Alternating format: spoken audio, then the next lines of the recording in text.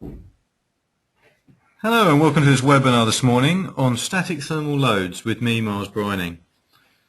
Okay, so first thing, let's shoot into SolidWorks, and I'm just going to go and load the first example, which is just a set of plates. So when it comes to thermal loading, what we're just interested in is in the static side of the software, so that's simulation static, which is normally this one here, is this one here, okay? It's part of simulation. It's part of SolidWorks Premium. All right. So if you've got a SolidWorks Premium license, you will be able to use static analysis. If you package some of the, you have a look at some of the other packages here. So this is all to do with Simulation Professional and Premium, which is like an add-on which you have to buy. Okay. But it's static we're actually after in this example. What I'm going to do is I've got a number of plates, and I'm just going to show you exactly what can happen when we apply a thermal load to a specific item.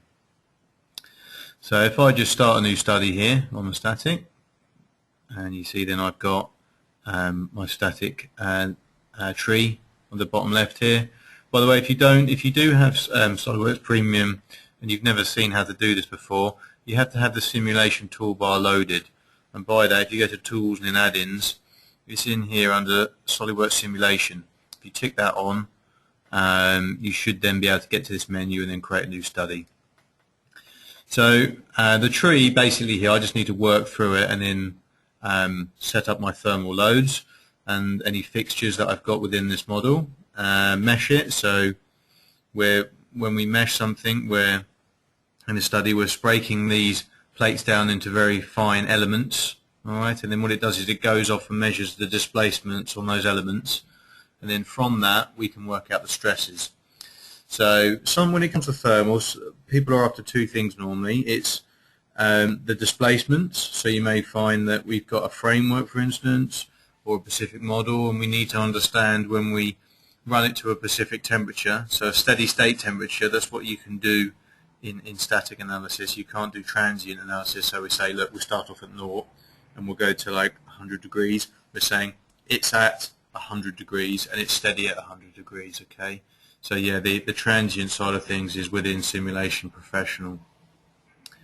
So what I'm going to do in here is, first off, I'll just go down the tree. So we need to apply material. So what I'm going to do is this item here, I'm going to put 304 stainless on, and also on this one, I'm going to do 304 stainless as well. There we go. And then for the final one, let's give it something else. Let's go for a copper, for instance. So I've got 3 different bodies here. And then what I'm going to do is I'm just going to go to the fixtures, and I'm going to put the fixed geometry. So fixed geometry means that I'm going to select a number of faces, and these can never move. All right. These could be like foundation points in your model, for instance. So in this case, these bottom faces cannot move. No matter how much force I apply to them, there will always be an equal and opposite force on the other side. That means they can never move. All right, so they're stuck there. So what I'm now going to do, I'm going to apply a thermal load, all right, which is via the temperature one here. Okay, and then I'm going to select a number of faces that I want the load to be applied to. So it's going to be, let's say, all of these. So you can select as many faces as you want. You can do all exposed faces if you want here as well. I don't, because I only want to do it on 2 of these. And then rather than doing Kelvin, let's do Celsius, because it's a slightly easier number to work with off the top of your head. So let's put 80 degrees. Actually, let's go all the way up to 100. Let's do 100 Celsius that it's going to arise to. Now, what you do in here is when you set up your thermal loads like this, it needs to know what the original load was. So, although I can't measure through time, I can say exactly what it was when we first started. So what this shape is at what temperature, if you see what I mean. So what that means is if I right click on this actual study and then go to the properties, under the thermal effects tab here, I've got the input temperature, okay. Also in here is the reference temperature for zero strain. So if I put that in Celsius, let's say it's room temperature, so let's say something around 21 Celsius for instance. Go OK. So this is what the model looks like at the moment at 21 degrees. Alright. So what I then need to do is mesh it. So I'm just going to right click and go create mesh. And I'm not going to change anything in the mesh settings in this case. And then you see then I've got all these elements, so these triangles, so that's a tetrahedral element in there. They go all the way through the model, not just on the surface. And that's what we'll be measuring the displacements. So obviously when we apply thermal loading to something, so if I run this study now, let me have a look at the results. The results are exaggerated, okay, but it does give you a good indication of exactly what's happening. So this one here, no thermal load was applied to it, so it hasn't deformed at all. This still has deformed, alright. So the stress on all of these, the maximum is 400 MPa, which is probably a little high, and it's probably to do with the fixtures down here, which we do have to be careful of. So if I omitted that, most of everything else in here is green, which is around this. So we're looking at about 204 MPa. Okay, so it's not too bad. Let's see exactly what the displacement was. So the maximum displacement was on this plate here, which was the copper. Alright, so you can show that how the thermal expansion rates change from material. Alright, so we've got no temperature applied here. So this is still at 21 degrees. This is at 100 degrees, but with 304 stainless. And then this one is copper at 100 degrees. And you can see here that it is still a very small amount. Alright, so in millimeters, it's only 0.08 of a millimeter. So this is hugely exaggerated. But you can see the difference between the three. And that's what most people are looking for when it comes to it. So how much is it displaced by, and what kind of stresses are we getting from it? So what I'm going to do now is just to shoot over, if I just close this one, and if I just close this, and we'll go back to another model now. So if I go and open something else, let's do this thermal bending one. So another example of what people might be wanting is just to see the displacement on something. So I've got an example here where I've got this plate, and let's say that this is bolted to a wall, and this is bolted to, it could be anything, alright, say it's some sort of shelf or something like that. There's no load being applied to it, but what I'm going to do is to start a new study, so a new static study, and then I'm going to go ahead and then put some fixtures on this. So I'm actually going to do rather than just do a standard fixture, I'm going to do a roller slider on the back face, and I'm going to do a fixed hinge on the two holes. This is a much nicer way of doing fixtures rather than just fixing it, because in real life these would be able to twist, alright, but not be able to move in and out, alright, and the back would be able to move about, but not hopefully move. It may be able to peel away, but definitely wouldn't be able to go into the wall.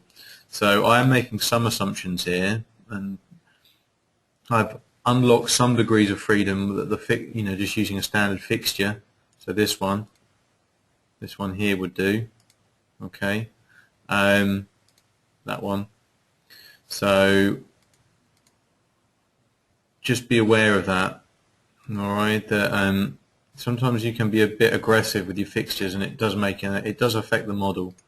Alright, so if you do it, just take that into account when you're reading the results, alright, or try and get it as close to how it will be fixed in real life, either by using this kind of approach or putting bolt connectors in, if you've ever done those before, which is under the connections folder, if I can bolt it to anything that is. So the material on this, again, let's just stick with something like 304 stainless, and what I'll do is I'm just going to apply a thermal load to this face up here, and let's say that this is going to be Let's say it's something like 50 Celsius. Alright, now what I'm going to do is just mesh it. So we discretized the model. Alright, so we've broken it down into small elements. There's quite a few of them in here. I mean, this is still quite a coarse mesh, but it'll do for this example. If I was to run this now, what I can now do is, the stress results aren't conclusive at the moment because there's no loading on this face at the moment. You can see here the loading is well, it's still 77 MPa, so the thermal loading is doing something, but it's nowhere near the 200 and, just over 200 MPa that's needed to permanently deform this.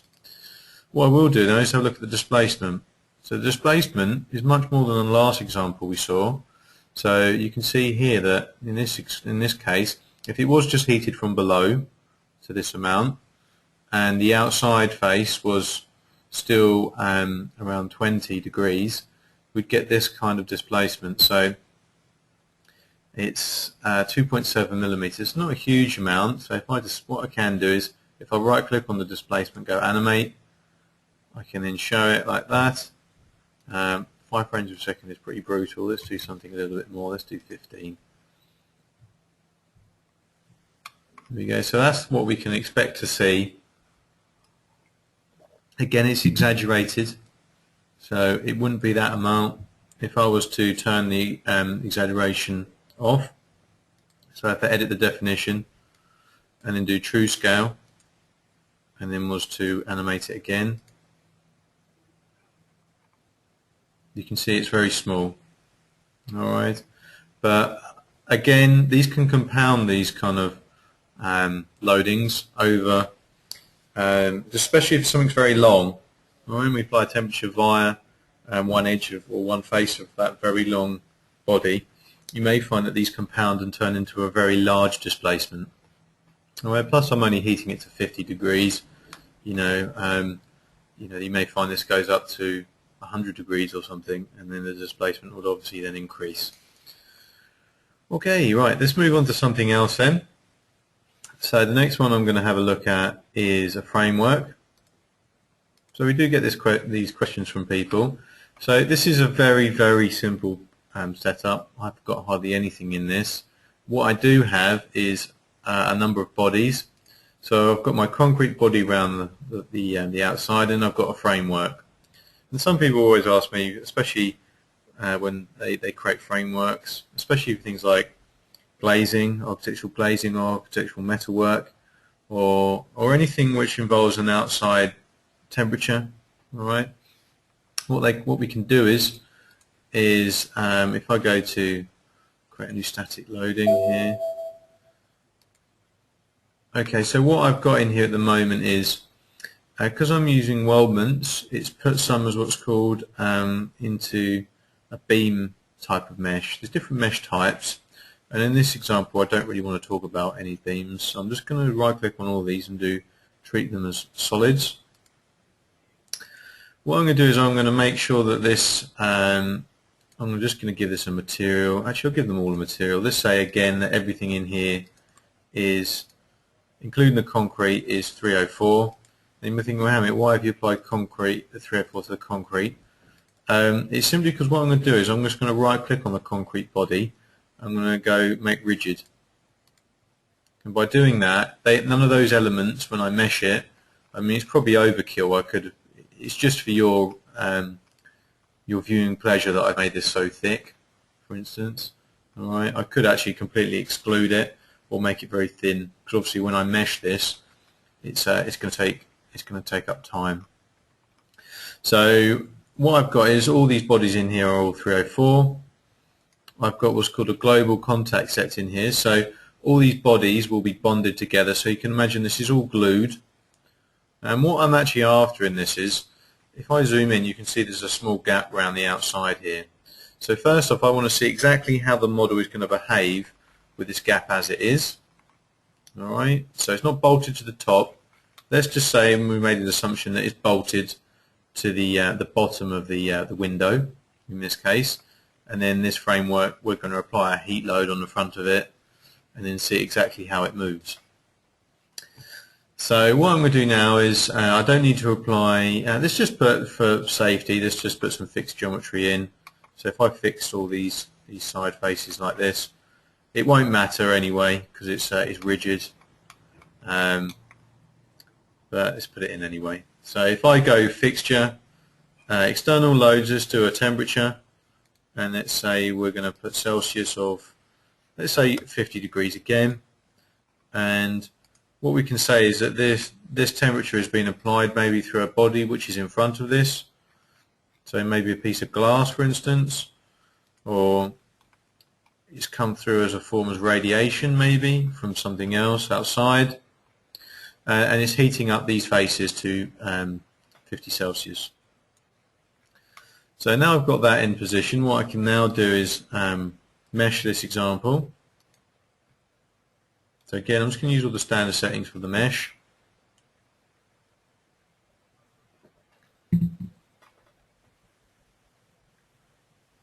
Alright, so some of these bodies are orange, and that's to tell me that it's rigid.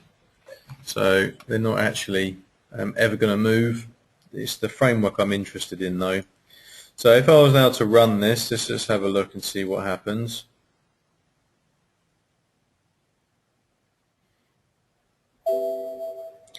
Okay, so yeah, that's interesting. So it has moved.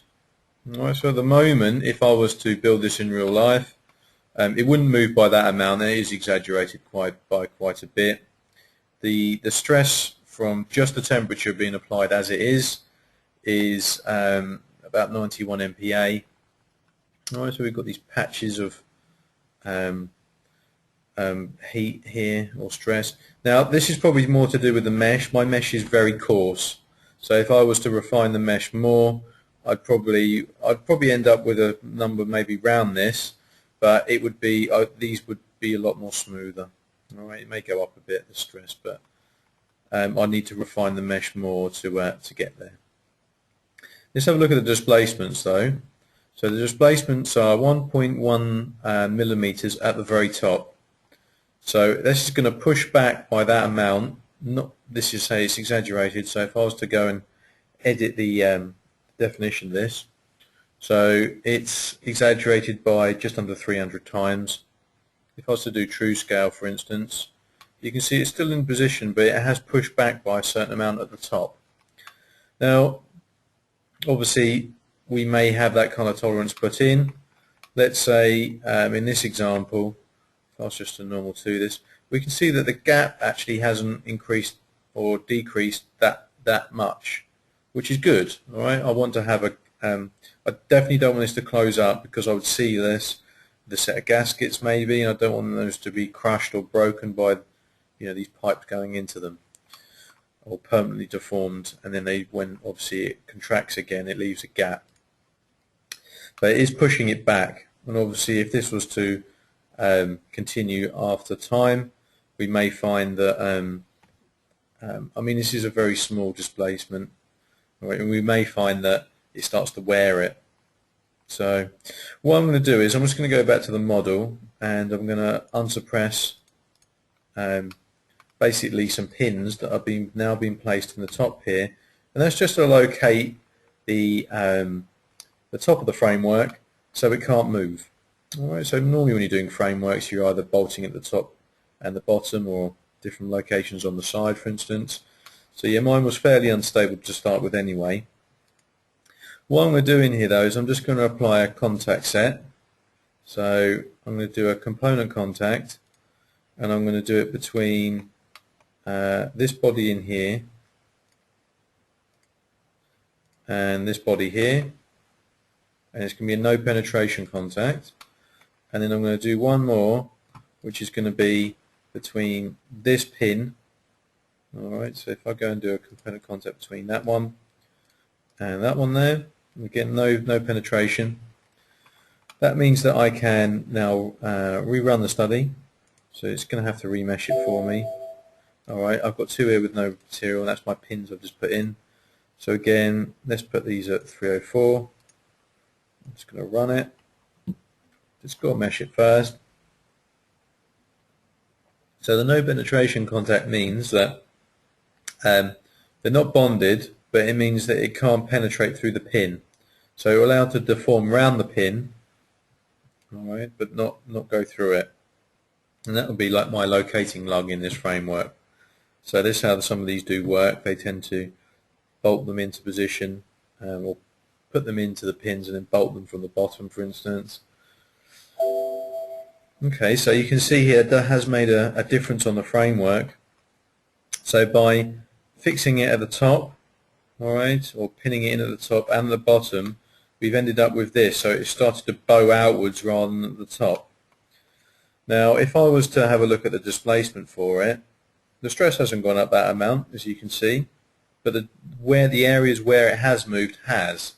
And this just becomes where it becomes really important to understand how things expand when you build them. You know, when you build them and you put them into operation, you need to understand how the thermal loads can displace other things. So if this thermal load was too much, for instance, and I had glass on the front of it, it could crack it. Alright. Now the displacement, if I go and have a look at it, this displacement plot, again, because there's no exaggeration, we can see that most of the displacement is in this area. So it's almost going to bulge in the middle in this case. Alright. It makes sense because these areas here have been locked or pinned into position, and this hasn't. This has got probably the most amount of freedom out of all of this. So, I mean, the amount is fairly small, okay, so it's 0.16 of a millimeter. So, you know, if I had gaskets that could be squashed by that amount, we'd probably get away with it. Depends what tolerance you are working to. Okay, so it's another good example of how we can use these examples to see how things are going. What you can do on these as well, we can have a look at any of the other plot types here, for instance. So we've got things like a factor of safety plot. That's important. What I'm going to do finally is just show you, it's going slightly out of static, so I'm being a little naughty here, but if I go ahead and show you something else I've got, which is this thing here, which I built the other day. So this is a turbo manifold, which you would have on your car. And it's a performance one, so you definitely wouldn't get it as a stock item. So obviously the engine sits here, around about here, and then your exhaust gas goes through these pipes up into this here, and then the turbo sits on top of this, and then that would then, you know, have a downpipe, and the exhaust system would then carry the gases away. So what can happen with these exhaust manifolds is when they are designed, people need to understand exactly where the thermal loadings are on them. So you could set up a number of studies for things like this. So for instance, the first study I did in here was just literally applying a thermal load within the model. So I was saying that the inside faces were 500 degrees, and then applying a force on the top and fixing these faces here, and then running it. Alright. They produce the stress results are quite high. Alright, so with something like this, they tend to operate around about 700 degrees centigrade. It's fairly hot. Alright, so the results that I get out of it are actually slightly unreliable through a static study, simply because when these heat up the first time, they permanently deform, and then obviously they go through a number of cycles before the stresses are relieved and it settles in the right place. So what I get out of this isn't 100% reliable, but what I can do with these is do a thermal study. So thermal studies are, again, this option here. It's only in Simulation Professional, but I said it allows me to do what's called a, if I go and have a look at this, a transient study. Alright, so I can do a total time, and then the time increment in this case was 10 seconds. So that's the interesting amount. That's what I'm interested in running it for. That's when I'm measuring it every 10 seconds. And when I do that, I've actually got 700 Celsius being applied on the inside faces. So I've selected all the inside faces of this manifold. And after that, actually no, I think originally I did all the inside faces, and then afterwards I just did the front faces. So I think in this case, if I click on this, let's have a quick look. Yeah, you can just about see that if I edit it. It's just the front end. Alright. Now, obviously, if I was going into this in more depth, I would have done a flow simulation on it first and then worked out exactly where the heat loading was through a time period. So you can imagine it's going to heat up here first and then it's going to travel down the tube, and I will show you that. Alright, I've also got convection turned on this, so it's actually cooling it via air on the outside. Again, the amount is the efficiency of that convection is quite low. Alright, air is normally between let's say 2 and 25 in this case. Alright, so the coefficient, and the ambient temperature is about just over 20 degrees, I think, 20 to 30 degrees, 325 Kelvin it says there. So yeah, it's fairly low, and that's because maybe this is wrapped or it's been treated in some way, so it's going to give up a little bit of heat but not a lot. So the thermal loadings, if I just show that, I have already run this before. That's what we're going to end up afterwards. So this is at 700 degrees on the inside. Alright. What I can then do is I can show you how this works. If I go and animate it, I can show you exactly how it's heating up, which is quite nice. It does take a few seconds to load. So I'm doing 60 frames as well, so my apologies if this takes a second. So what exactly this is going to do is show me the initial state. Alright. So I started at another study where it was just at room temperature, and then I've increased the temperature loading over a specific amount of time. So when this gets to 30 frames, that's when the full heat has been engaged. Alright. And then you can see at that point that the heat is actually starting to travel down the tube. So it'll keep going and going. And this is just conduction through the walling of the pipe. This is not anything to do with the so from the software's point of view, there's no heat in here at the moment. It would be. You can imagine the gas, as it goes down this tube, it's going to start heating and heating and heating and heating, and up this in the gas within here is going to be, I mean, it may be 700 there, but it may only be about 500 here. So yeah, if I have a look at the graph now, you can see exactly how it's moving down the pipes, and also on this manifold flange here, you can see exactly how the flow of temperature. Alright, see exactly what's going on. So what I can then do is, for instance, it's quite a nice example, is put that into a static loading. So you can import thermal loads into a normal static study.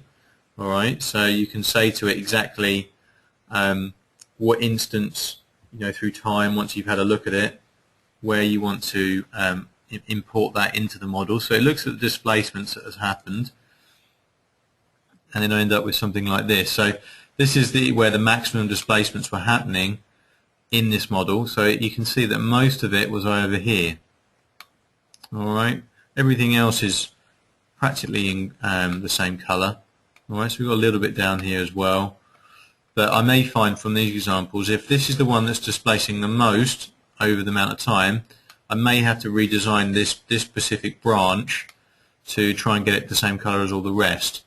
Because I'd probably find that after a time there's a weld here, it may start to crack. Alright, if it keeps expanding and contracting the most, alright, that's where the weak spot's going to be. Also with a stress plot in here, because my fixtures on the front here, it is going above yield on certain areas. Alright, so this is probably to do with my bolt holes and the way I fix this. So I would probably expect to, I mean, it is kind of what I'd expect. There's going to be a lot of loading on this flange as these expand and start to push these away.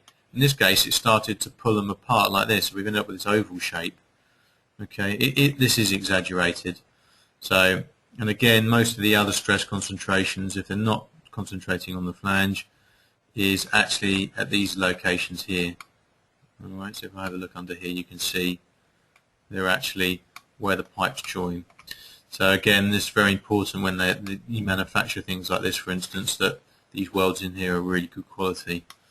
Otherwise, you get peak stress concentrations on that. And this study, while I've run it through, it's actually just fixed at both ends. So this is only really, the only loading that's been applied to this is temperature. Alright, there's no other loadings in here. So it just shows you like how much stress these things have to cope with, and it's a huge amount. So displacement wise on these, if I animate that, you can see again it gives you a general understanding of how these things are reacting.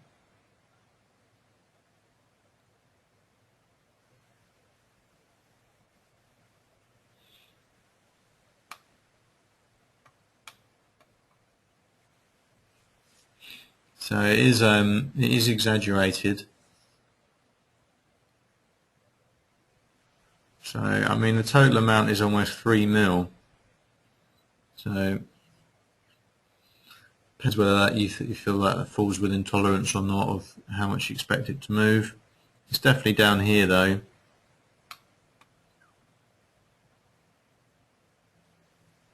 So yeah, this pipe has definitely got a problem compared to the rest of them. So I may have to just redesign that one.